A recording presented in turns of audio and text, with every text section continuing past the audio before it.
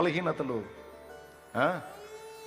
పోరాటాలు అన్నిటి నుంచి తప్పించి ఈరోజు కూడా నవ్వుతా సంతోషంగా ఆయన నామాన్ని మయంపరుచుకుంటా ముందుకు సాగటానికి దేవుని బలమైన హస్తం తోడై ఉంది. దానికి కారణం పరిశుద్ధుల కన్నీళ్ళు. అయ్యా, అన్నయ్య, మా అన్నయ్య అని ప్రతిరోజు దీనులైన బిడ్డలు కలిసి కొన్ని చోట్ల నలుగురుగా, ఐదుగురుగా, 10 మందిగా, 15 మందిగా, కొన్ని చోట్ల 20-30 మందిగా, కొన్ని చోట్ల ముగ్గురుగా, ఇద్దరుగా కూడా ప్రతిరోజు మానక నా పక్షమున చేతులు ఎత్తబడుతున్నాయి, మోకాళ్ళు ఊనబడుతున్నాయి, కన్నీళ్లు కార్చబడుతున్నాయి. ఇక్కడ కొంతమంది ఉన్నారు ఆన్లైన్ ద్వారా నన్ను ఫాలో అవుతున్నటువంటి నా తల్లులు, తండ్రులు, అన్నలు, తమ్ముళ్ళు, చెల్లెళ్ళు ఆయా దేశాల్లో, రాష్ట్రాల్లో, ప్రదేశాల్లో ఉండి కూడా ప్రతిరోజు వాళ్ళు మోకాళ్ళు ప్రతిసారి కూడా అయ్యా శాలేము రాజయ్యా అని నా కోసం ఏడ్చే అమ్మలు ఉన్నారు.